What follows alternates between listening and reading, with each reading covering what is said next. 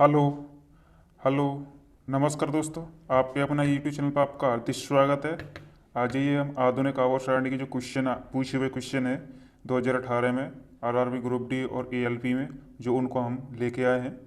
जो आप देख रही होगी रुकमणी पब्लिकेशन जो 3700 वाली जो बुक है, उसी में से मैंने क्वेश्चन लिए हैं, लेकिन उनकी थ्योरी लिखी है मैंने पूरा। जो एक क्वेश्चन पूछा जाएगा, लेकिन उसके बारे में मैंने ये आपको दिख रहे होंगे साइड में, ये राइट हाथ में, तो इनके बारे में मैंने काफ़ी लिखा है एक क्वेश्चन, लेकिन उसके बारे में थ्योरी में चलो देखते हैं। पहला क्वेश्चन कंप्यूटर मोड, पहला क्वेश्चन निकालिए। पहला क्वेश्चन आपके सामने निकल रहा है, आधुनिक आवर्त सारणी में उपधातुएं हैं 7, बी में 5 या 4 या 6। आधुनिक आवर्त सारणी में उपधातुओं की संख्या कितनी है? 7 है, 5 है, 4 है, 6 है। टाइम लगा देता हूं मैं, बताइए, सोचिए। तो अब इसमें उत्तर आता है 7। तो अब हम उपधातुओं के बारे में थोड़ा और पढ़ लेते हैं। तो देखिए, आधुनिक आवर्त सारणी में 7 उपधातु होती हैं। जो तत्व धातु और अधातु दोनों के गुण प्रदर्शित करते हैं उन्हें हम उपधातु कहा जाता है। आवर्त सारणी में इसकी स्थिति धातु और उपधातुओं के मध्य में होती है।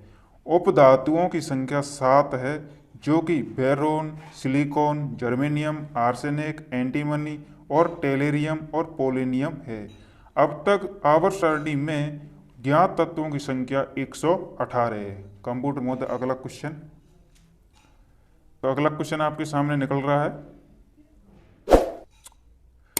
जो कि आधुनिक आवर्त सारणी के बाईं ओर स्थित एकमात्र गैर धातु कौन सी है?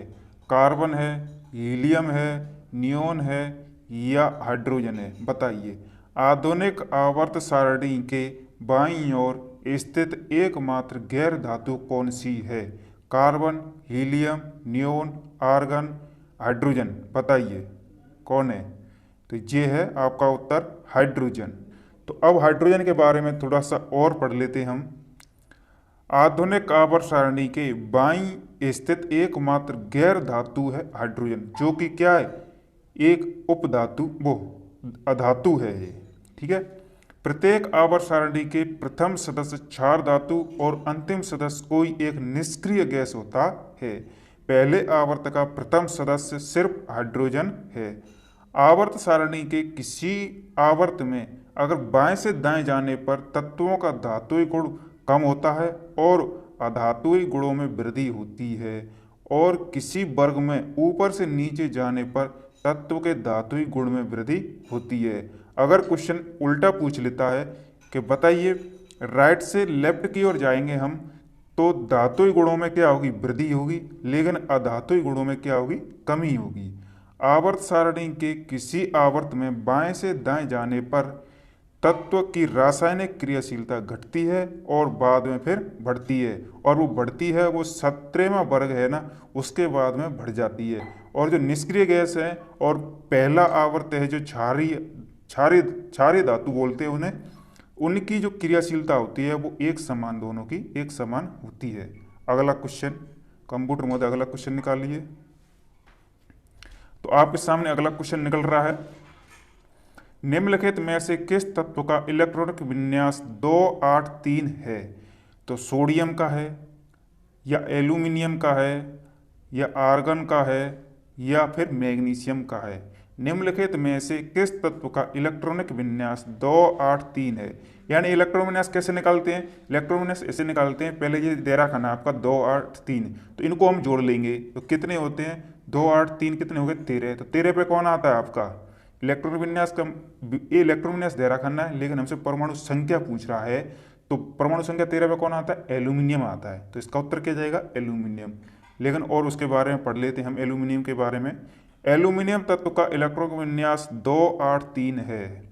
एल्यूमिनियम का परमाणु संख्या 13 है। एल्यूमिनियम का परमाणु द्रव्यमान 26 होता है। एल्यूमिनियम का विशिष्ट गुरुत्व 2.7 होता है।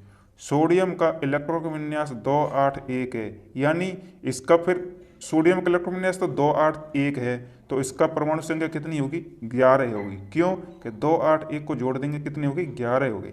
मैग्नीशियम का इलेक्ट्रॉन विन्यास 2 8 2 यानी कितने पे आती है? 12 पे। कैल्शियम का इलेक्ट्रॉन विन्यास 2 8 8 2 हो गया यानी कितने हो गए? 20। ठीक है, थोड़ा मिस्टेक है यहाँ पे कि एल्यूमिनियम का परमाणु द्रव्यमान है ना, एल्यूमिनियम का परमाणु द्रव्यमान 27 होता है, इसमें थोड़ा गलती सिद्ध की है। ठीक है, अगला क्वेश्चन निकल रहा है।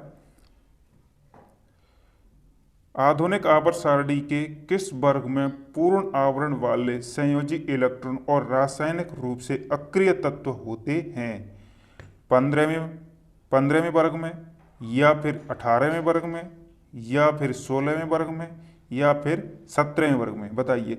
आधुनिक आवर्त सारणी के किसी वर्ग में पूर्ण आवरण वाले संयोजी इलेक्ट्रॉन और रासायनिक रूप से अक्रिय तत्व होते हैं, यानी जिनका बाहरी है ना उसमें क्या है? 8 इलेक्ट्रॉन होते हैं, यानी किसी के लिए डोनेट कर नहीं सकते हैं या खुद ग्रहण कर नहीं सकते। ऐसा कौन से आवर्त में रखा गया है? और आपको क्वेश्चन में देख रहा है अक्रिय तत्व। अक्रिय तत्व बोलते किसे? 18वें वर्ग को बोलते हैं, यानी जो गैस होती हैं आपको उनको उत्कृष्ट अक्रिय गैस बोलते हैं, या फिर उन्हें शून्य वर्ग भी बोलते हैं। तो अब देखते हैं, टाइम लगा देता हूँ, आपको और सोचना है, लेकिन 18 मैंने उत्तर बता दिया। इसके बारे में और पढ़ लेते हैं। आधुनिक आवर्त सारणी के 18 वर्ग में पूर्ण आवरण वाले संयोजी इलेक्ट्रॉन और रासायनिक रूप से अक्रिय तत्व होते हैं। आधुनिक आवर्त सारणी में आवर्त की संख्या 7 है और वर्ग की कुल संख्या 18 है। वर्गों की संख्या कितनी है? 18, और आवर्त की संख्या कितनी है? 7। ठीक है, प्रत्येक आवर्त का प्रथम सदस्य क्या होता है? क्षार धातु। मैंने पहले भी बताया था। तो प्रत्येक आवर्त का प्रथम सदस्य क्षार धातु है और अंतिम सदस्य कोई एक अक्रिय गैस होती है। आधुनिक आवर्त सारणी में परमाणु संख्या 57 से 71 तक लैंथेनाइड श्रेणी कहा जाता है। आधुनिक आवर्त सारणी में जो परमाणु संख्या 57 से 71 तक के जो बीच वाले जो तत्व होते हैं उनको हम लैंथेनाइड श्रेणी कहा जाता है। आधुनिक आवर्त सारणी में परमाणु संख्या 89 से लेकर 103 तक को एक्टिनाइड श्रेणी कहा जाता है। जो 89 से लेकर 103 के बीच में जो तत्व पाए जाते हैं जो एक सारणी में रखा गया है तो उनको हम एक्टिनाइड बोलते हैं। ये ध्यान रखना, एक लैंथेनाइड और एक्टिनाइड ये दोनों आते हैं, इनका कौन से वर्ग में आते हैं, यानी कौन सा ब्लॉक होता है इनका? वो एफ ब्लॉक होता है। ठीक है, और अगला क्वेश्चन, कंप्यूटर महोदय अगला क्वेश्चन निकालिए। अगला क्वेश्चन निकल रहा है आपका, दांतों का टूटना तब शुरू होता है जब मुंह का पीएच मान होता है। बताइए, 5.5 से अधिक, या फिर 5.5 से कम, या फिर 4.5 से कम, या फिर 4.5 से अधिक? बताइए।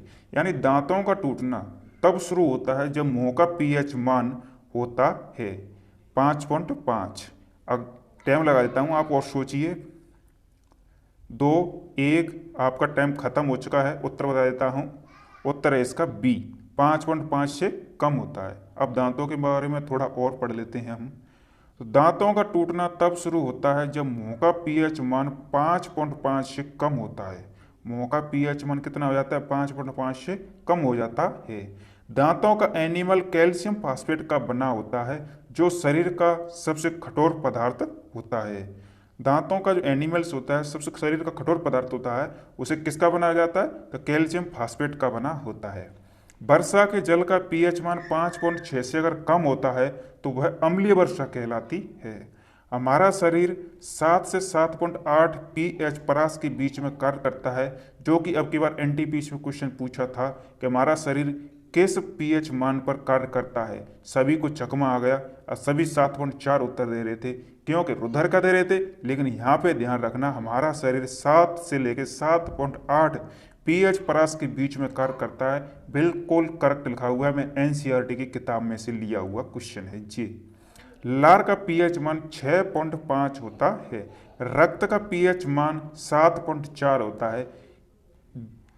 ठीक है, अगला क्वेश्चन, कंप्यूटर महोदय अगला क्वेश्चन निकालिए। अगला क्वेश्चन निकल रहा है आपका, परमाणु से प्राप्त ऊर्जा को क्या कहा जाता है? पहले ये बताइए वीडियो कैसा लग रहा है आपको? अगर वीडियो लग रहा है कमेंट में जरूर बताना वीडियो मेरा कैसा लगा। अच्छा लगा तो वीडियो इसी तरीका का वीडियो और भी देखना है तो सब्सक्राइब करके बेल आइकन जरूर दबा लेना और शेयर जरूर करना अपने फ्रेंडों के लिए। ठीक है, तो ऑप्शन देखते हैं, परमाणु से ऊर्जा प्राप्त होती है उसे हम क्या कहा जाता है? तो रासायनिक ऊर्जा बोलते हैं, या फिर सौर ऊर्जा बोलते हैं, या फिर नाभिकीय ऊर्जा बोलते हैं, या फिर ऊष्मा ऊर्जा बोलते हैं? क्या बोलते हैं बताइए। परमाणु से प्राप्त ऊर्जा को क्या कहते हैं? रासायनिक ऊर्जा, सौर ऊर्जा, नाभिकीय ऊर्जा, या फिर ऊष्मा ऊर्जा बोलते हैं? टाइम लगा देता हूं मैं आपके लिए 5 सेकंड का। समझिए, सोचिए, कुछ न कुछ सोचो, गलत लगाइए, कुछ भी लगाइए, लेकिन लगाओ जरूर। तो क्या उत्तर है? नाभिकीय ऊर्जा कहा जाता है। तो परमाणु से प्राप्त ऊर्जा को नाभिकीय ऊर्जा कहते हैं। परमाणु के बारे में और पढ़ लेते हैं। परमाणुओं से प्राप्त ऊर्जा को नाभिकीय ऊर्जा कहते हैं। नाभिकीय ऊर्जा दो प्रकार की होती है, ठीक है, ध्यान रखना। नाभिकीय ऊर्जा दो प्रकार की होती है, नाभिकीय विखंडन और नाभिकीय संलयन। तारों के ऊर्जा का स्रोत नाभिकीय संलयन अभिक्रिया होता है। नाभिकीय संलयन के द्वारा हाइड्रोजन बम को बनाया जाता है। ध्यान रखना, नाभिकीय संलयन के द्वारा हाइड्रोजन बम को बनाया जाता है। और परमाणु सिद्धांत जॉन डाल्टन ने दिया था, 1808 में दिया था। ध्यान रखना, अगर ये पूछ ले सबसे पहले परमाणु के बारे में किसने बताया, तो वो कणाद ने बताया था, ठीक है। अगर परमाणु सिद्धांत पूछे तो जॉन डाल्टन ने दिया था। अगला क्वेश्चन निकल रहा है, निश्चिंत रहिए, सोचो करो, कुछ क्वेश्चन लगाया करो। आप ऐसे मत रहा करो कि क्वेश्चन पता नहीं क्या है, क्वेश्चन हार्ड है। हार्ड क्वेश्चन भाई आजकल हार्ड क्वेश्चन आ रहे हैं। ग्रुप डी के पूरे क्वेश्चन मैंने लिए हैं, ये सभी ग्रुप डी में आए हुए क्वेश्चन लिए हैं, मैंने कहीं अपनी यहाँ से नहीं लिए हैं, ठीक है। दाब की अंतर्राष्ट्रीय इकाई क्या होती है? न्यूटन होती है, पास्कल होती है, या डाइन होती है, या फिर ओम होती है? बताइए। तो दाब की अंतर्राष्ट्रीय इकाई क्या होती है? न्यूटन, पास्कल, डाइन, ओम? बताइए, टाइम लगा देता हूं आपके लिए, बताइए। 2, 1, 0, यानी क्या होती है? पास्कल, ठीक है। दाब की इकाई क्या होती है? पास्कल। अब न्यूटन दिख रहा है आपको ऑप्शन नंबर ए में, तो न्यूटन किसकी होती है? बल की ऐसा इकाई होती है। और डाइन है, जे बल की क्या होती है? सीजीएस इकाई होती है। ओम है तो किसका प्रतीक होता है? वो किसका मात्रक होता है? प्रतिरोध का। तो अब देखते हैं, दाब की अंतर्राष्ट्रीय इकाई पास्कल है। पास्कल को पीए हिंदी में लिखा हुआ है, पीए द्वारा सूचित किया जाता है। न्यूटन का ऐसा ही मात्रक, न्यूटन बल का ऐसा ही मात्रक है। बल का सीजीएस पद्धति में मात्रक डाइन होता है। 1 न्यूटन बराबर 10⁵ डाइन के बराबर होता है। ध्यान रखना, अगर कभी भी 1 डाइन बराबर पूछ लेता है तो 10⁻⁻5 न्यूटन होता है। ध्यान रखना इस बात का। तो अगला क्वेश्चन निकल रहा है आपके सामने, कंप्यूटर महोदय। विस्थापन की परिवर्तन दर को क्या कहा जाता है? ध्यान रखना, मैंने विस्थापन की परिवर्तन दर पूछी है यहाँ पर, तो ये मैंने वेग में परिवर्तन की दर नहीं पूछी, यहाँ पे विस्थापन में परिवर्तन की दर पूछी है। ध्यान रखना, तो दूरी होती है, या फिर त्वरण होती है, या फिर वेग होती है, या फिर गति होती है? बताइए, विस्थापन की परिवर्तन दर को क्या कहा जाता है? तो क्या कहा जाता है? मैं आपके लिए टाइम लगा देता हूँ, टाइम लग गया है, ध्यान रखना जल्दी। दूरी, त्वरण, वेग, गति? बताइए। तो ऑप्शन नंबर सी, वेग कहा जाता है। तो विस्थापन के बारे में हम और पढ़ लेते हैं। विस्थापन की परिवर्तन दर को वेग कहा जाता है। किसी वस्तु द्वारा किसी तय समय अंतराल में तय की गई दूरी और उस समय अंतराल के अनुपात को उस वस्तु की औसत चाल कहते हैं। वस्तु के कुल विस्थापन तथा कुल समय के अनुपात को उस वस्तु का वेग कहा जाता है। अगर आपसे पूछा जाए कि औसत चाल बराबर होती है कुल दूरी बटे कुल समय। अगर औसत वेग पूछा जाता है तो औसत वेग बराबर होता है कुल विस्थापन बटे कुल समय होता है। वस्तु की अंतिम और प्रारंभिक स्थिति के बीच की जो न्यूनतम दूरी होती है हम उसे विस्थापन कहा जाता है। ध्यान रखना इस बात का, ठीक है। अगर अधिकतम दूरी होती है तो उसे क्या कहते हैं? हम दूरी कहते हैं। ध्यान रखना। अगला क्वेश्चन कंप्यूटर महोदय, अगला क्वेश्चन निकालिए। अगला क्वेश्चन आपका निकल रहा है, किस प्रकार की कोशिका से त्वचा बनी होती है? यानी किस प्रकार की कोशिका से त्वचा बनी होती है? स्थायी ऊतक से, संयोजी ऊतक से, या फिर अधिचर्म कोशिका से बनी होती है? बताइए, किस प्रकार की कोशिका से त्वचा बनी है? स्थायी ऊतक, संयोजी ऊतक, अधिचर्म कोशिका, या मृदुतक? टाइम लगा देता हूँ आपके लिए, सोचो कितना आप सोच सकते हैं, यानी लगाइए यार, क्वेश्चन लगाइए, कोई दिक्कत नहीं है, ठीक है। यानी ऑप्शन नंबर सी। और पढ़ लेते हैं इसके बारे में। अधिचर्म कोशिका से त्वचा बनी है। त्वचा हमारी बाहरी वातावरण से रक्षा करती है। त्वचा ताप नियंत्रण में मदद करता है। वसा संयोजी ऊतक का उदाहरण है। जालवत संयोजी ऊतक में तार जैसी कोशिकाएं होती हैं। पीला तंतु में ऊतक लिगामेंट का निर्माण करता है। अगला क्वेश्चन, लास्ट क्वेश्चन है 10 नंबर। तो अगला क्वेश्चन निकल रहा है, कंप्यूटर महोदय जल्दी कीजिए।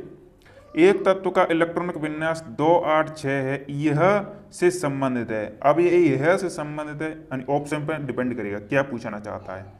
यानी पूछना चाहता है समूह 1 और आवर्त 1 से संबंधित है, समूह 2 और आवर्त 2 से संबंधित है, समूह 6 और आवर्त 2 से संबंधित है, या समूह 16 से आवर्त 3 से संबंधित है। तो आप ध्यान कैसे लगाएंगे क्वेश्चन को। इलेक्ट्रॉनिक विन्यास तेरा खाना है, तो 2 8 6 है, तो आप इसको दो जोड़िए पहले। तो 2 8 16 हो गए ना, 2 8 और 6 कितने हो गए 16।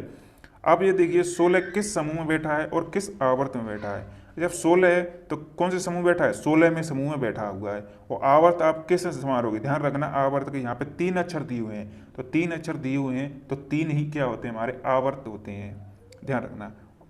इसका डी ऑप्शन डी है। तो इसके बारे में और पढ़ लेते हैं हम। एक तत्व का इलेक्ट्रॉनों के विन्यास 2 8 6 है, यह समूह 16 और आवर्त 3 से संबंधित है। ध्यान रखना, किसी सेलों और सब सेल में इलेक्ट्रॉनों के वितरण को परमाणु का इलेक्ट्रॉन विन्यास कहा जाता है। समूह 16 के तत्व को हम चैलकोजन बोलते हैं, ये ध्यान रखना कि समूह 16 के तत्व को हम चैलकोजन बोलते हैं, और समूह 15 में तत्वों को निकोजन कहा जाता है। समूह 17 के तत्वों को हैलोजन कहा जाता है। समूह 18वें वर्ग के तत्वों को शून्य वर्ग कहा जाता है। इस तरीका से पढ़ना है। और इस तरीका की वीडियो और भी आपको चाहिए तो मुझे इस वीडियो पर कम से कम 1000 लाइक चाहिए। 1000 लाइक आप करोगे, मेरा सहयोग दोगे, इसी तरीका की वीडियो लाऊंगा। आपको बिल्कुल कोई टेंशन नहीं है, सभी क्वेश्चन इसी में से आएंगे।